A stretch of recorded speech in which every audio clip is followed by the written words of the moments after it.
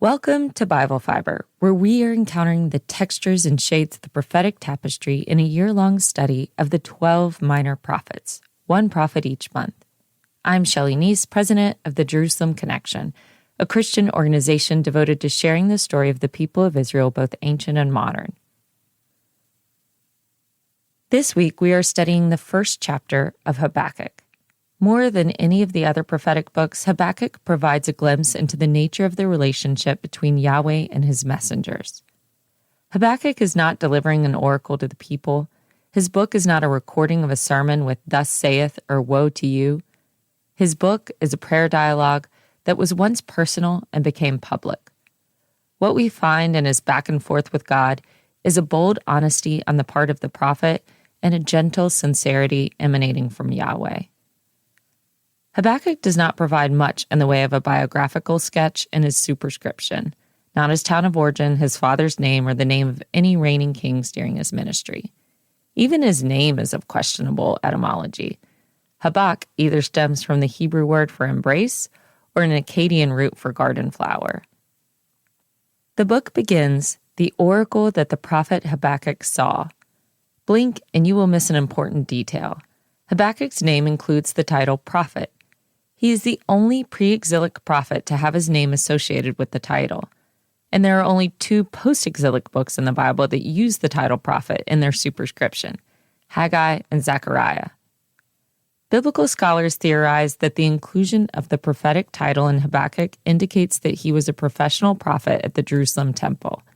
Habakkuk is familiar with temple liturgy, as will become apparent in the last section. His inclusion among the elites of Jerusalem stands in contrast to a messenger like Amos, who was a shepherd turned prophet operating on the margins. Despite the short superscription, there are historical hints later in the text that help date the prophet's ministry. In chapter 1, Yahweh announces the rise of the Babylonians and describes their rapid advance across the ancient Near East.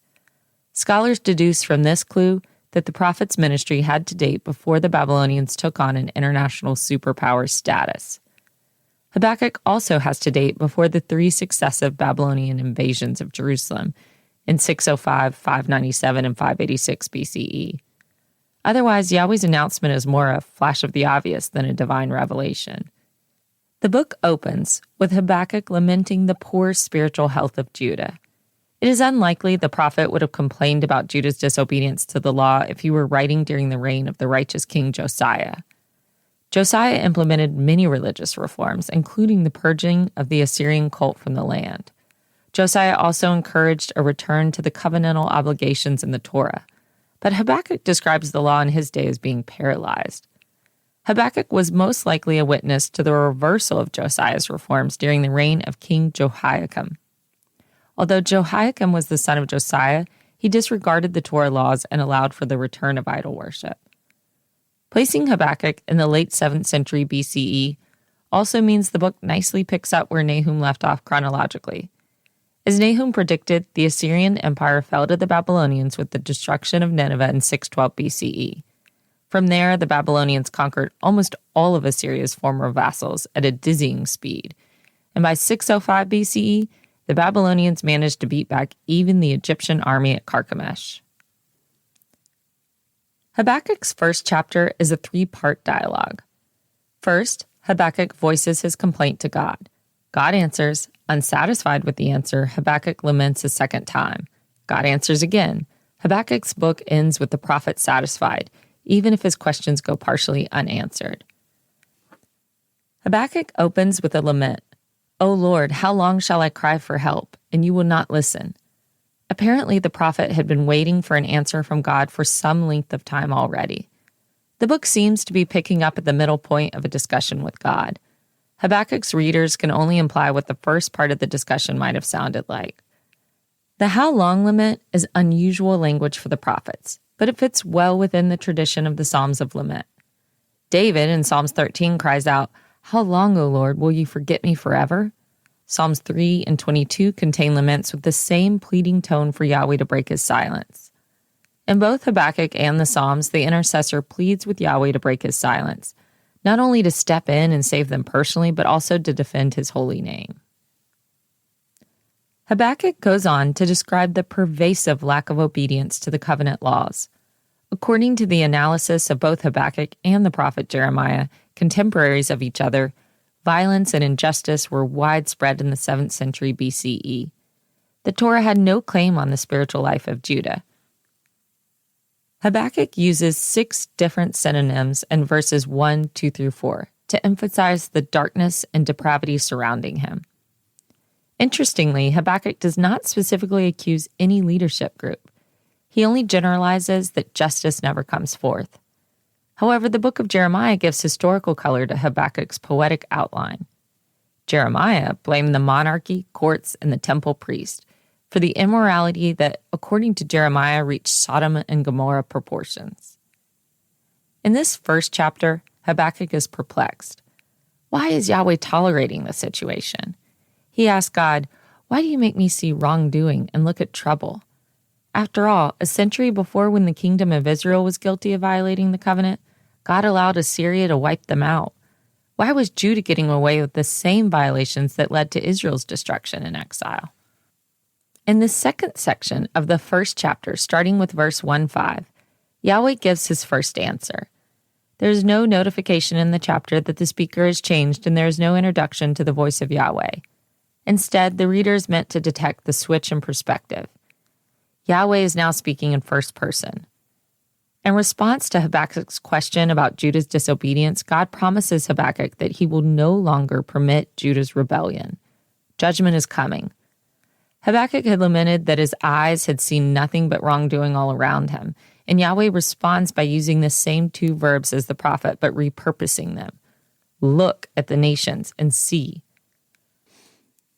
In Acts 13:41, Paul was preaching to the synagogue at Antioch, and he used Habakkuk's same wake-up call language in a very different context as a warning against ignoring the power of the gospel message. God revealed to Habakkuk that Judah's judgment was coming by way of the Babylonian army. Yahweh took credit for their coming success, saying, "For I am rousing the Chaldeans, that fierce and impetuous nation." Chaldean is synonymous with Babylonian. The dynasty ruling from Babylon was Chaldean in origin, so Chaldean is a tribal name for Babylonian. Yahweh describes the Babylonian army as a swift destroyer of nations, comparing them to a circling vulture.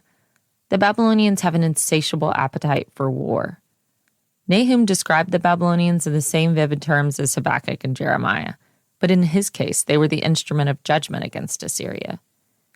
Nahum apparently had no problem with the merciless methods of the Babylonians because it was all directed at the equally dread-inspiring Assyrians.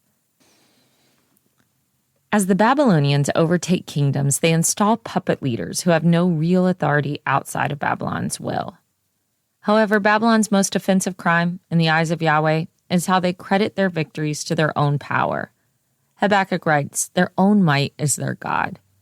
Surely, God did not expect the Babylonians to be mindful of his own hand in their victory over Judah. In the mind of an ancient Near Eastern person, gods were associated with cities, and the conquering of cities was the humiliation of their God. Still, Yahweh, the self-revealing God, holds their prideful lack of recognition against them. In Habakkuk's response to Yahweh, the prophet does not question Yahweh's sovereignty or his power.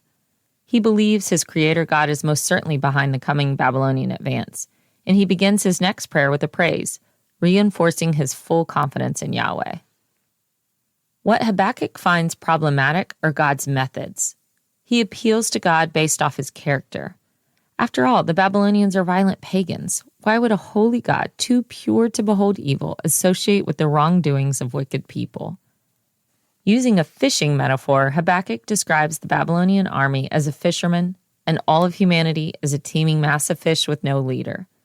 The Babylonians fill their nets without pity for their prey and with no justification for their slaughter.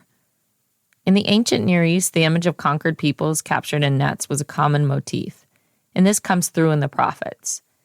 Amos predicted the Assyrians would take away the Israelites on fish hooks. In Jeremiah's Day of the Lord, God summons the fishermen to cast their nets. Habakkuk seems most bothered not by the rise and fall of nations, but he is tired of the constant violence that begets more violence. For Habakkuk, God's participation in the endless cycle is a problem that he has yet to reconcile. On the one hand, the prophet is seeking answers for his own personal faith about the trustworthiness of his God, who he intimately calls my God and my Holy One in 1:13. However, as a prophet, he is also speaking on behalf of all the righteous remaining in Judah, who are asking the same question of Yahweh. Are not the wicked of Judah still better than the average Babylonians? Why would God punish one disobedient people by using a much more wicked people? Habakkuk probes, why do you look on the treacherous and are silent when the wicked swallowed those more righteous than they? Isn't God, who Habakkuk knows to be both just and merciful, being inconsistent? The prophet challenges God in a way that goes further than the other prophets. Hosea, Amos, and Micah all serve as God's mouthpiece, accusing the people of Israel and Judah of breaking their covenant promises. Habakkuk earnestly wants to know how God can justify his raising up Babylon with his own covenant obligations, at least to the righteous of Judah. Habakkuk's message is like Job 6. Both men are firm in their belief in God's sovereignty overall, but they grapple with theological questions. Both men defend God's righteousness despite the existence of evil all around them. Really, to my mind, Habakkuk and Job were systematic theologians of their own day, before seminaries had even coined the title. Habakkuk is not being disrespectful in his questioning of God's methods. He is earnestly seeking divine revelation. And to be honest, after immersing myself in the minor prophets for the last 8 months and reading about the rise and fall of all kinds of bad actors, I have questions too, and I'm thankful for a prophet who gave voice to them.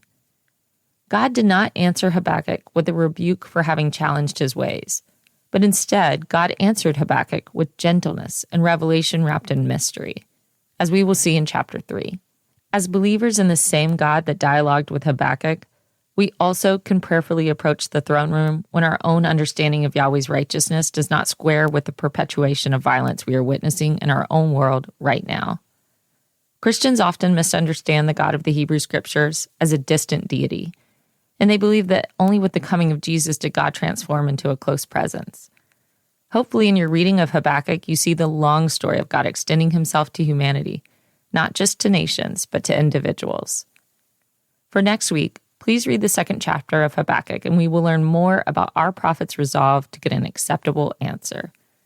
Thank you for listening, and please continue to participate in this Bible reading challenge. For all of the biblical references each week, please see the show transcript on our blog or by signing up for our emails at thejerusalemconnection.us. Send me a message. I will respond. Bible Fiber is available on YouTube or wherever you listen to your podcast. Shabbat Shalom.